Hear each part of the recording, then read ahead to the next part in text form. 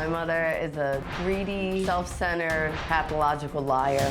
My mom is completely selfish. When my mom would go grocery shopping, she would buy food and like keep it in her car. She would hide it in her room. She would say that she bought it for her, not for us. Me and my sister wouldn't have clothes while my mom's prancing around with her brand new sweater or necklace. I had no mom to guide me. My mom knew when I was 15 that I was dating a 21-year-old guy. My mother was never around to enforce rules. She would find any excuse not to be home, even though we lived with her boyfriend of 13 years, who was like a stepdad. I knew my mom was sleeping around with other men because I found pictures and text messages, naked body parts of these men and naked pictures of her as well. I would read things about her planning to meet multiple men. My mom even took me to meet one of the guys that she was sleeping with. And then this guy started texting me, trying to have some kind of relationship with me. I've confronted my mom about cheating. She grabbed a knife and started running around the house, saying that she hoped all of her kids would die. Now my mom chooses to live with her new boyfriend instead of her children, which is typical. They don't have room for me and my sister. I don't know anything about the guy that she's with right now. All I know is my mom doesn't want to be with us, and she'd rather be with him. Okay, and I want everybody here in the audience today and everybody at home, ask yourself this. Who defined what your family's situation is? Was it you? Was it your parents? What role did you play in it? Cheryl says her daughters have no room to judge, and she is tired of their vicious verbal attacks. Listen to her point of view. Katelyn and Brittney are spoiled bitches, and they physically make me sick. Now that I don't want to put up with all the drama anymore, they're mad, lashing out, and verbally abusing me. I sacrificed my life for my kids. It's never enough for them. They always had food on the table, clothes on their back, a roof over their head, and it just seems to be all about them.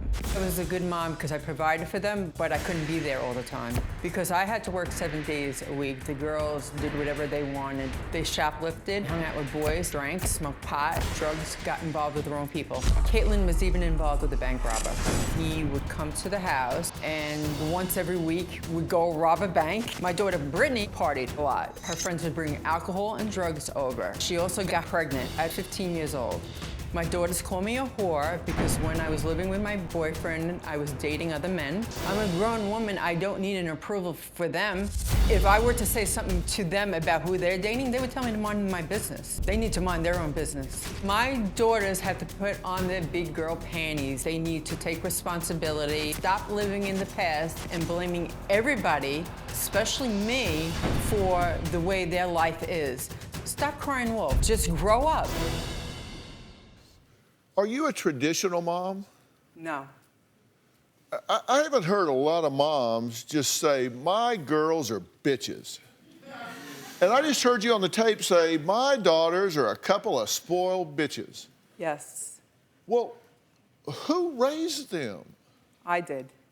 But the thing was, because of the circumstances, I couldn't be there. I had to work all the time. And I didn't have any help as far as with their dad wasn't around them much at all. And this is the product of that. And I don't know if it was also mentioned that I had a son that passed away in February of an overdose. I did understand that your son passed in February of this year, correct? Yes, correct. I'm very sorry for your loss, by the Thank you. way. I'm very sorry for y'all's loss, by the way. That's terrible. I cannot imagine burying a child. Right. Shouldn't have to be. No, it shouldn't have to be. So one child you've buried from a drug overdose. Right. Two you refer to as spoiled bitches. Your mother you don't get along with. Nope. So who do you get along with? I have a lot of friends on the outside. I choose right now not to deal with my family because I can't deal with the verbal abuse. Every time I see them, that's all they do is criticize me about the choices that I made. Because I'm not tolerating, they're 18 and 19 years old, and I'm not gonna take the verbal abuse from them or my mother. This one gets almost abducted and also almost dies of a heroin overdose. This one, she should talk. She has a child at the age of 16. You know, Yeah, I blame myself because I wasn't there as a parent to give them parenting skills, but I provided for them.